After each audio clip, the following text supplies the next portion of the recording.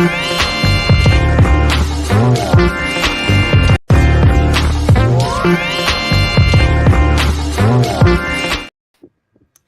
everybody, it's your girl Angie. Welcome back to Kiss My Cheeks TV. It is time to get into Belle Collective. Is this episode 4, episode 3? One of them, but I said both of the laws, Letitia and Latrice, need to get to running.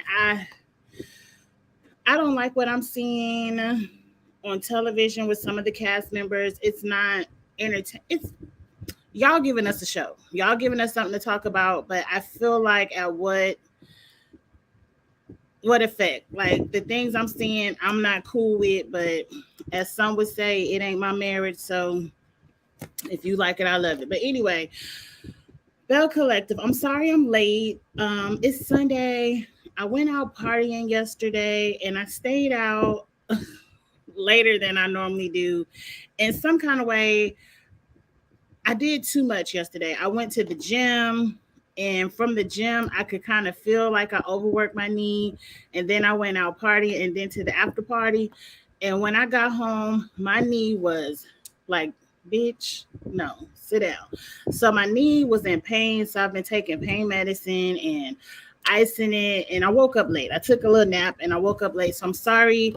I know I had this live schedule for 4:30 and it's 5 o'clock, but I hope you all can rewatch it if you were here at 4:30 and you missed it. I'm sorry. I'm still gonna do RuPaul's Drag Race at 5:30, and then I'm going to get into challenge chat at 6. So hopefully I will stay on time for the rest. But Belle Collective, we opened up where we left off with So Gucci and Latrice talking about this building. So Gucci is honest with her feelings. I'm angry with you. You signed the building with somebody else.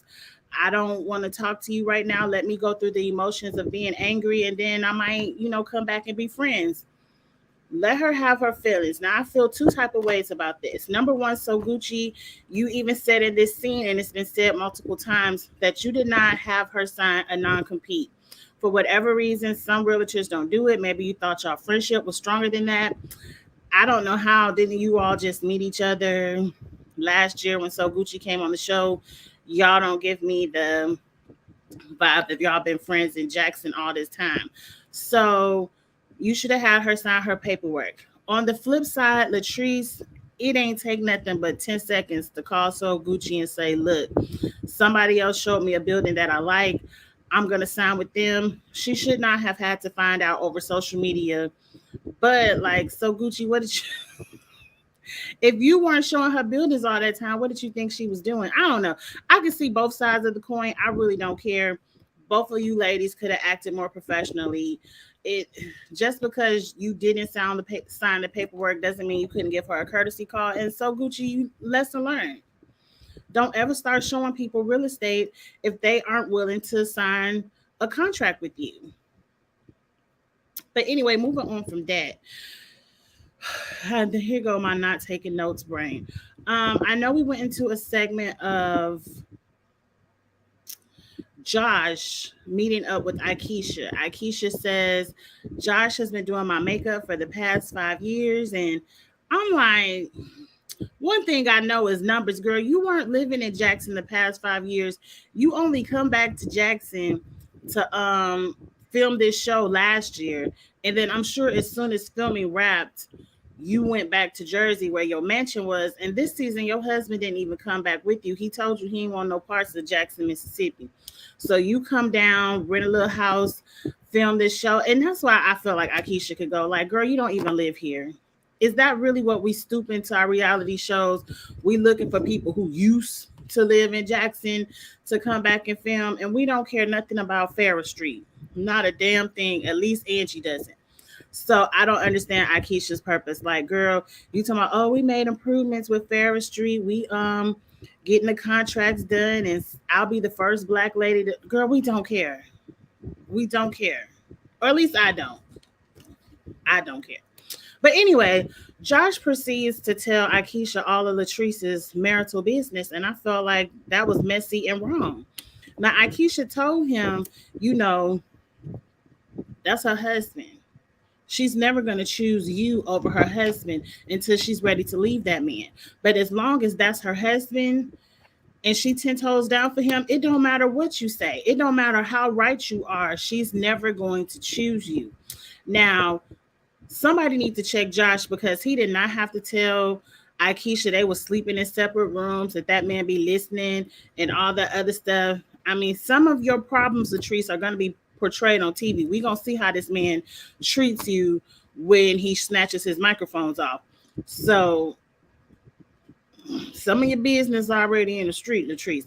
But I didn't feel like he should have told Aikisha. I didn't feel like Aikisha and Latrice are good enough friends for her to go back to Latrice and try to have a conversation to try to fix her marriage. Like, girl, if you wanted to be 100% messy, just say, Josh told me your business and moved on from there. But she wasn't looking for a marriage counseling from you either.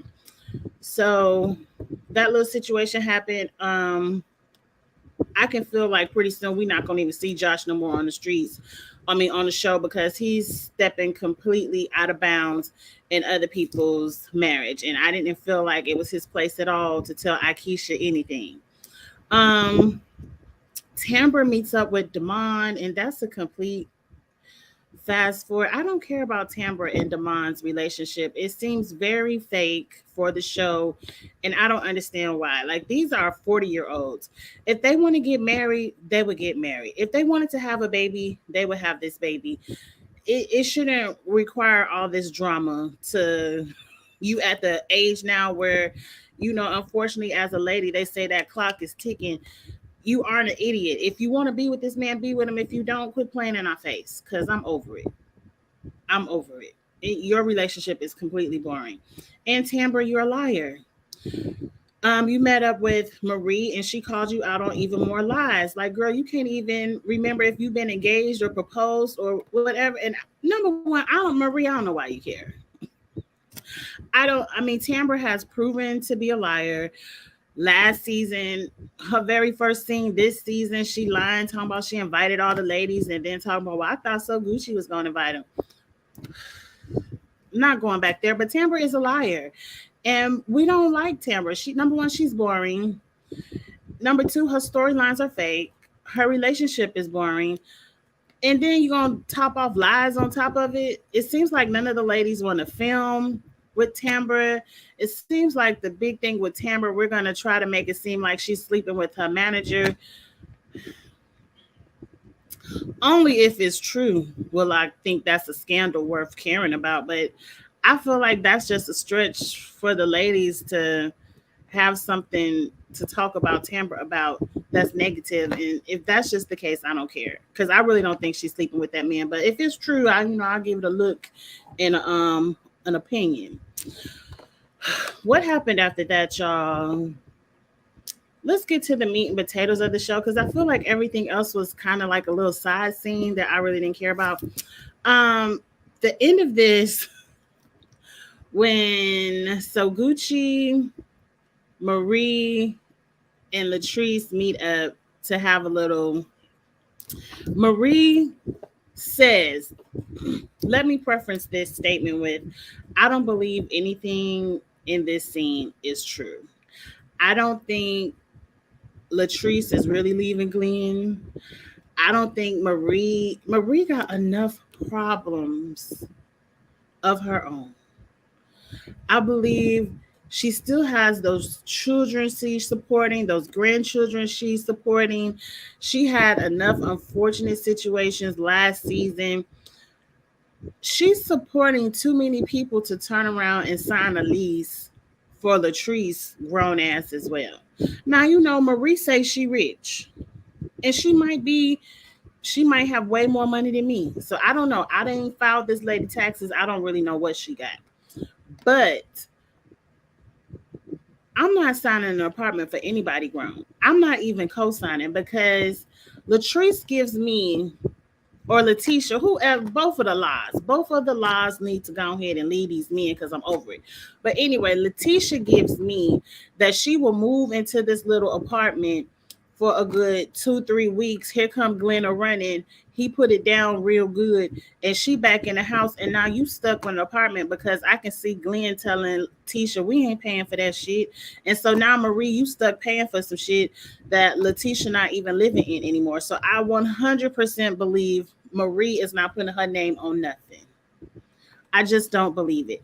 It looked like a clubhouse to me. It didn't even look like an apartment. You telling me you that quick to live this man and you so fabulous and you got all this and all that, Letitia, that you gotta get a furnished apartment? You couldn't even get a little something. I don't know.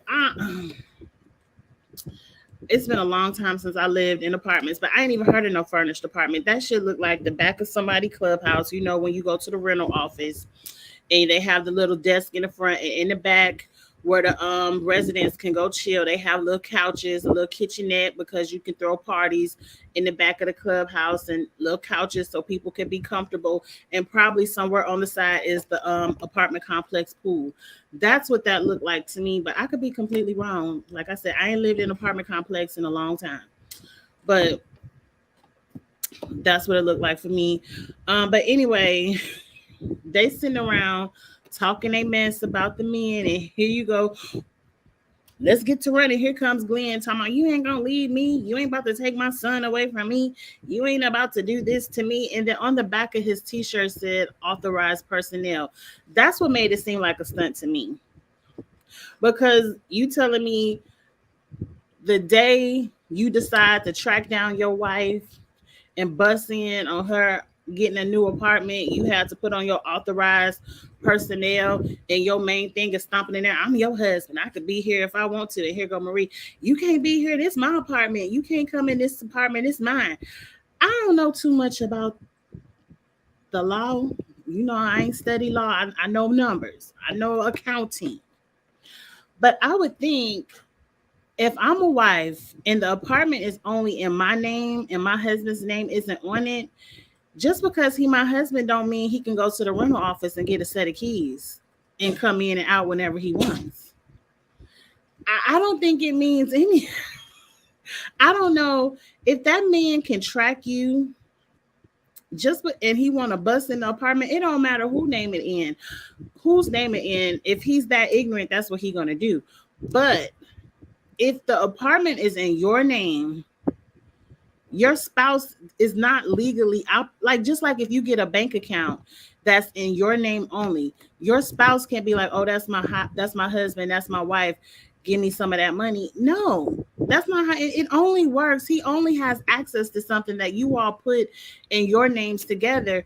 Or unfortunately, if someone was to pass away, then the spouse has first rights to that property or bank account or whatever. I don't know, but I ain't no lawyer. Don't get me to lying, but it just seems like that's a reach to be like, I put it in Marie's name so Glenn can't have no access to over here. Girl, as long as Glenn name ain't on it, he doesn't have access. I don't know. I don't care. Here comes Glenn busting in and causing a scene, and Latrice feel like him and Marie getting ready to swing on each other because the argument, so she got to take it outside. And then it turns into Latrice. No, that's Tisha. I keep saying Latrice, but Tisha feel like Marie and Glenn getting ready to start swinging, or is that Cliff? I can't learn people's name on Belle Collective for nothing. But anyway, Marie is like, girl, you ain't got to go outside and talk to him. Get back in here with us, your girlfriends. And Glenn's like, that's my wife. You got Essie. Worry about Essie. I said, Glenn, you did not have to put Essie in this because I never felt like Marie and Essie were a couple. I just didn't get, and I have the worst gaydar ever, so I just didn't get that vibe that something was going on between Marie and Essie. But if you listen to any of the popular YouTubers, that is the YouTube joke that goes around, is that Marie and Essie are together. So one or two things. Either Glenn knows some true tea in Jackson, Mississippi that people have picked up on, or he listens to all the YouTubers and he got that from YouTube. because I felt like that was hilarious. I was like, ain't nobody ever called out Marie and Essie on this show before, but I have seen it weekly, multiple times on YouTube. And then it kind of turned in, okay, maybe he went too far with Essie, but the way Marie looked, you could it just looked fake. It looked like all these people were having a good time together. They were all joking and they were all laughing. It seemed like they but then he went into worry about your married man, you messing with a married man yourself. Somebody had some tea on that they exposed on YouTube. I don't know. Y'all know I don't follow these people. Though I did get to Twitter because I like to tweet. And I captured a few screenshots on Twitter. I ain't put them up here, but they in my phone. Um, because they were cutting up on Twitter. They were cutting up. Let's start with Latrice says, I don't play about domestic abuse anymore, but if you, the Marie who posted a Facebook picture from your attack from your alleged husband. So I guess I don't know who started this, but both ladies, Latrice and Marie, are accusing each other's spouses of domestic abuse. Because Marie says it's no secret that I got an ex-family friend extorting me for money in court because he's broke. I ain't know that, girl, but I've been very vocal about it. Production didn't want that whack ass story, but let's talk about that watered down version of the M Bar incident they aired on TV. Talk about how you really got assaulted and bruised so bad that you could not film. Tell the truth and stop deflecting to prevent telling your truth. Now, that seems like a reach to Marie because whatever happened in that parking lot that we did not see, Latrice came back into the M Bar and filmed. So she did film. So if she was popped somewhere, we ain't see no bruises on the TV. But anyway, I didn't like how it went down at the M Bar. Latrice is talking about there's no generational wealth in renting because Marie is on Twitter talking about being a boss. I don't want to get back into the renting, owning things. A lot of people have generational wealth by renting. A lot of people don't own. A lot of people rent properties or lease properties that they held their business in. Not everyone wants to own a building, Latrice. So I'm not gonna get into who got the most money because Essie renting a building instead of owning a building. Who cares? Um, Latrice, no, Marie said something about Letitia. Letitia, now that the dust has settled, why you pillow talking with Glenn was good. And Letitia says, man, I'm not entertaining this. Take your ass back to bed. So is Marie confirming what Glenn is saying is true, talking about Letitia know the true tea that she with a married man or with Essie or whatever? Because Glenn said a lot. And Marie on Twitter talking about why you pillow talking. Like, Marie, are you telling on yourself? I don't know, but the girls were tweeting last week. And then Latrice is back. Imagine trying to check someone about a relationship and you have legal matters to tend to, priorities. Who, girl? Because everybody in your relationship business. Is this about Josh? Is this about Marie? So Gucci? Who got some legal matters? Put an ad on it, as they would say, because we want to know. What else were they tweeting about? Okay. Marie. Is Marie and Letitia into it? Is they into it? Because Maria's on Tisha's wigs. Ladies with the lace must be stopped. We've already told Letitia to stop laying her own wigs. The rest of you look like a hot glue gun that had its way. I may need to come out of retirement. Y'all are so embarrassing, real bad. Girl, nothing was more embarrassing than them bleach blonde wigs you had on last season. So please remember, I'm about to call you SC Marie. Your wigs wasn't hitting last season either. Now, Latrice, you did have on some lace that was showing this past episode. It looked like, and I'm not no lace expert. I only get my tea from TikTok when I watch the TikTok girls lay their wigs. You just needed a little bit of that lace tint spray or some kind of foundation or something, because the lace, it just looked like the lace wasn't blending into your skin. So I don't know if that, because Letitia good for a bad wig. So I don't know if she was hitting Letitia or Latrice, but Marie was tweeting. And then the final tweet Oh, came from Essie. Essie checking somebody in the comments. She said, "Funny looking, honey. My face card is accepted everywhere like American Express. Yours, however, is declined, discarded, and discontinued.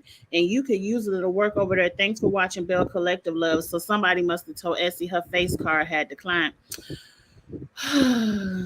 Essie ain't had nothing to do with this episode. It's unfortunate that Glenn threw her name out there, but Essie hasn't even been on the show yet, has she? I ain't seen Essie. But leave Essie out of it. She ain't got nothing to do with these ladies' mess. So leave her alone on Twitter. But that's it, and that's all for this week. Up next, I'm about to get into Drag Race. You know, Heidi just quit the episode, and I want to get into that a little bit. So come on over, jump into RuPaul's Drag Race, and then at 6 o'clock we'll get into the challenge chat. I'll see you all later. Bye.